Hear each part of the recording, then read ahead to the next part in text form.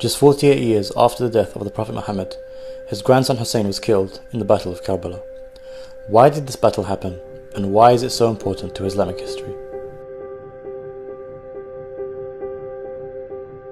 After the fourth Caliph Ali was assassinated in 661, a power vacuum emerged, leading to Muawiyah assuming role as Caliph, despite opposition from part of the Ummah who wanted Hassan, son of Ali, who was the grandson of the Prophet, as the Caliph. To avoid further bloodshed after years of conflict, Hassan signed a peace treaty with Muawiyah. This treaty stipulated that Muawiyah would not appoint a successor after him. In the year 670, Hassan was assassinated, leaving his brother Hussein to take on his duties.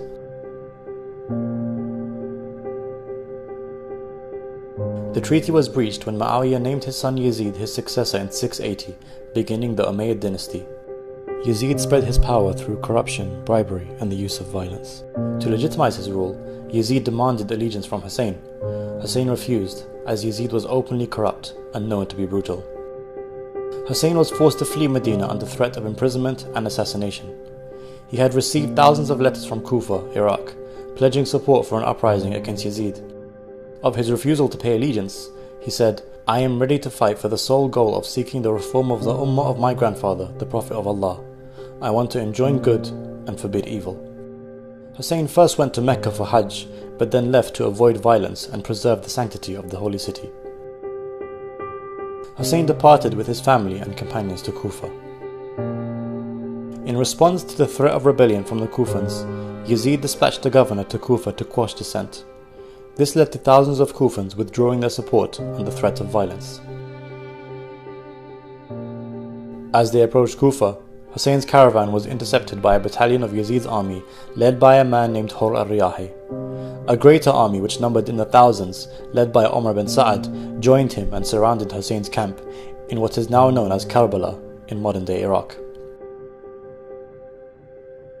The army cut off access to water for Hussein and his family, leaving the men, women and children to suffer from days of thirst in Iraq's blistering desert heat.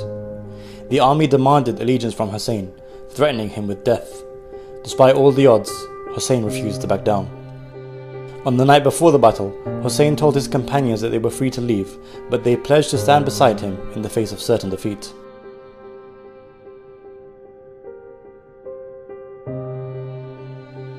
The following morning, on the 10th of Muharram, known as the day of Ashura, Hussein delivered a powerful speech, reminding the opposition that he was still the grandson of the Prophet and that he still wished to leave.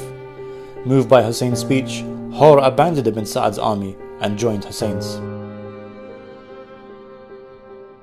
The battle commenced, with Hussein's 70-odd companions facing off against an army of what many historians number to be 30,000. The companions of Hussein fought group by group and were martyred on the battlefield. Eventually, Hussein was left with a handful of remaining family members. They too were killed. Hussein, now with no one beside him, pleaded with the enemy forces for water for his 6-month-old baby. The enemy responded by firing a fatal arrow at the infant, killing Hussein's child in his arms. Hussein buried the child and bid farewell to the women and children of his camp. He fiercely charged into the battlefield, where, after fighting valiantly, eventually fell from his horse and was surrounded by the enemy soldiers. The grandson of the Prophet was brutally attacked from all sides and beheaded.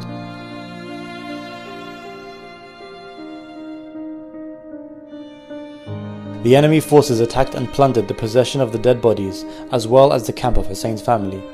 The tents were set ablaze with the women inside, which included granddaughters of the Holy Prophet.